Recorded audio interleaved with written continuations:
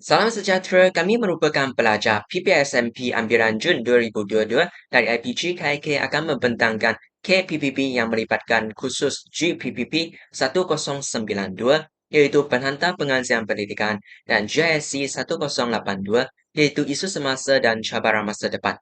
Pensyarah pembimbing kami ialah Puan Haslina binti Hassan, Dr. Wan Masna binti Wan Harun, dan Miss Lingguat Go. Saya Teng Wei Sheng dan rakan saya Koi Wen Shen merupakan pembentang bagi KPPB dalam kedua-dua kursus tersebut. Pertama sekali, saya akan membentangkan hasil pembelajaran khusus iaitu CRO dalam kedua-dua kursus. CRO2 dalam kerja khusus GPPP 1092 adalah menerangkan aspirasi dan hari tuju pendidikan serta implikasinya terhadap guru berjiwa pendidik melalui persembahan secara digital iaitu dalam bentuk e-book dengan menggunakan platform digital seperti Canva dan Book Creator. Manakala CRO1 dalam khusus JSC 1082 adalah membincangkan isu-isu konflik dan ekonomi semasa serta implikasinya terhadap Malaysia dari segi impak kepada pelaksanaan PPPM dan apakah cadangan penambahbaikan untuk memacukan perkembangan pendidikan yang diasrarkan dalam PPPM dengan menghasilkan satu e-book lalu mempersembahkannya.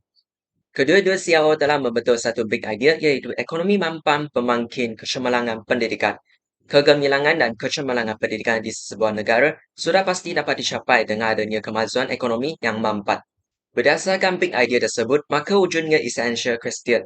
EQ yang pertama ialah sejauh manakah isu-isu ekonomi semasa memberi impak kepada PPPM, manakala EQ yang kedua ialah sejauh manakah isu konflik dan ekonomi memberikan kesan kepada aspirasi dan arah tuju pendidikan dalam PPPM ke arah membentuk guru berjiwa pendidik.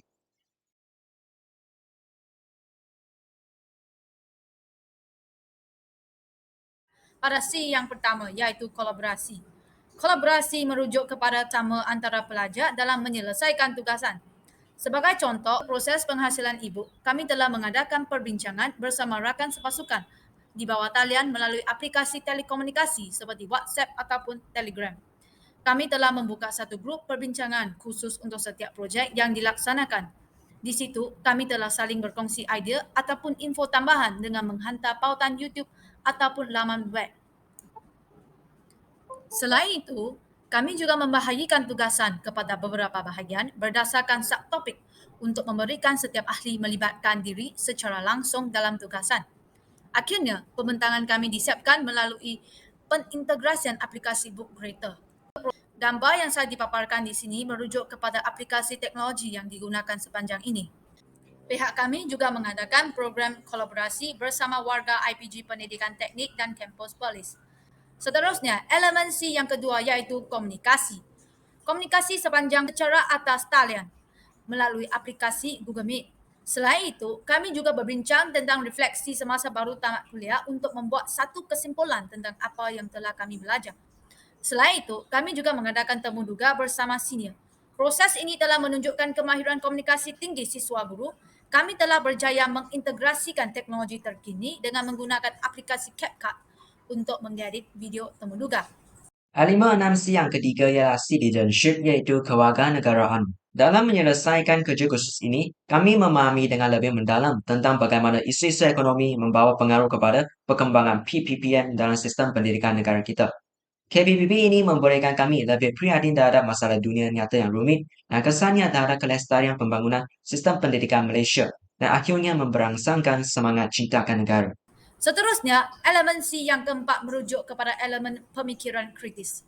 Elemen pemikiran terbuka memainkan peranan yang penting dalam proses pemikiran kritis. Hal ini dikatakan demikian kerana dapat meluas dan mengembangkan skop minda pelajar dalam memahami kehendak soalan tugasan penulisan GPPP yang amat sukar untuk difahami. Di sini saya telah memaparkan soalan bagi tugasan ini yang merangkumi bahagian A dan B. 4 fasa dalam proses menghasilkan tugasan GPPP dengan mengaplikasikan pemikiran analitik, interpretasi dan penilaian. Fasa dimulakan dengan merujuk kepada kehendak dan kriteria soalan. Seterusnya diteruskan lagi dengan fasa mengumpul data di mana kami menganalisis data daripada pelbagai sumber seperti jurnal, buku, laman sesawang dan Google Meet perbincangan. Maklumat yang dikumpulkan dalam aplikasi Google Docs seterusnya dikaitkan hubungan satu isi dengan isi yang lain.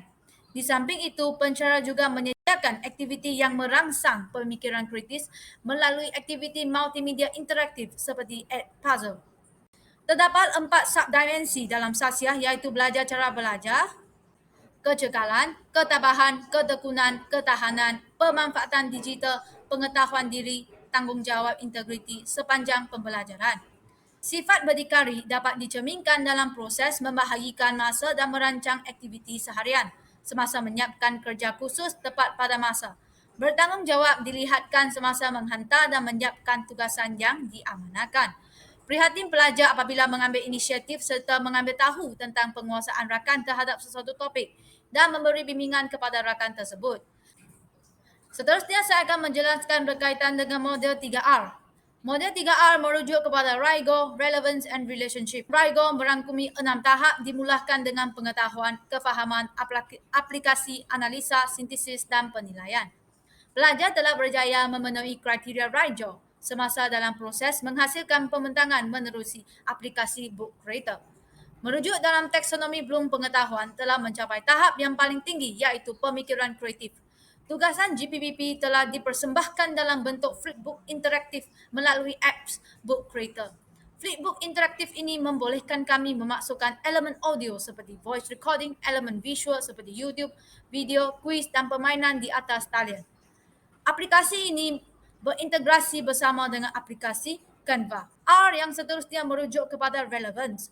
Sesi pembelajaran relevance memainkan peranan yang penting kerana dapat membolehkan pelajar mengaplikasi ilmu yang belajar dalam kehidupan sebenar. Tujuan pembelajaran relevance adalah untuk memperoleh pengetahuan dalam disiplin, aplikasi dalam disiplin, aplikasi dalam antara disiplin dan juga aplikasi dalam situasi rutin dan bukan rutin. Kami telah berjaya memahami apa yang telah kami belajar sepanjang ini di bawah bimbingan kedua-dua orang pensyarah apabila kami berupaya untuk menerangkan dan membuat kesimpulan tentang topik-topik pembelajaran. Seterusnya adalah konsep model 3E dalam menyelesaikan tugasan KPPP ini. 3E merangkumi engagement, enhancement, dan extension. 3E yang pertama ialah engagement, iaitu keterlibatan. Dalam tugasan KPPP ini, kami menetapkan tarikh dan masa yang sama untuk kami memberikan tumpuan dengan baik dan terlibat secara langsung dalam perbincangan tentang program pemanfaatan komuniti yang boleh memacu pencapaian hala tuju pendidikan dan membuat slide pembentangan. Pengintegrasian teknologi dalam KPPP dengan menghasilkan produk digital seperti e-book dan video telah memotivasikan kami untuk menyertai proses pembelajaran aktif di dalam kelas. 3 yang kedua ialah enhancement, iaitu peningkatan. Melalui tugasan KPPP, kami telah mempelajari cara menyunting rakaman video untuk pembentangan, mengadaptasi e-book menerusi Book Creator dan AnyFlip, serta menggunakan Canva dan PowerPoint untuk menyampaikan pengetahuan dengan gaya yang lebih menarik. Dalam KPPP, kami juga dapat memahami sesuatu ilmu dengan mudah dan pada masa yang sama mempelajari kemahiran baru seperti kemahiran digital dengan cara yang kita tidak dapat lakukan dengan alat tradisional. 3 yang ketiga ialah extension, iaitu perkembangan. Kami memperkembang pengetahuan kami dengan meminta pandangan dari orang yang lebih berpengalaman seperti guru cemerlang di sekolah. Kami menggunakan aplikasi WhatsApp untuk berhubung dan mengatur masa temu bual dengan mereka untuk meminta pandangan mereka dalam isu ekonomi terhadap perkembangan pendidikan. Kemudian kami juga meletakkan video dan audio temu bual tersebut dalam e-book yang telah kami hasilkan. Kami juga berkongsi e-book tersebut menerusi YouTube dan TikTok supaya lebih ramai orang boleh mengakses kepada pengetahuan tersebut. Maka, kami mampu belajar sesuatu dengan cara yang berlainan dengan persekolahan biasa dengan adanya pengintegrasian teknologi dalam pembelajaran. Seterusnya adalah cabaran tugasan KPPP. Cabaran pertama ialah cabaran dalam penghasilan e-book. Kami menghabiskan banyak masa dalam mengumpul dan meringkaskan maklumat yang dicari di internet seperti isu-isu semasa dunia dan impaknya terhadap pendidikan. Kami juga mendepani dengan capaian internet yang lemah semasa mengedit dan memuatkan video untuk menyiapkan tugasan e-book. Maka kami mencari jalan penyelesaian dengan membuat tugasan di luar kawasan kediaman kami untuk mendapat capaian internet yang lebih lancar. Contohnya di Dewan Terbuka dan bilik kuliah. Dalam program kolaborasi antara IPG yang diadakan melalui Google Meet pula, kami menepani cabaran dari segi teknikal. Contohnya, suara pembentang kadang-kadang terputus-putus akibat kelemahan capaian internet. Dan yang kedua ialah persetujuan antara semua pihak. Contohnya siswa guru dari IPG KP dan IPG KPT dalam program ini. Akhir sekali, kami berhadapan dengan cabaran menganalisis CRO, big idea dan essential question yang perlu dikaitkan dengan KPPP dan model yang berkaitan. Oleh itu, kami berjumpa dengan pensyarah pembimbing dan meminta penjelasan daripada beliau sebelum bertindak. Sekian, terima kasih.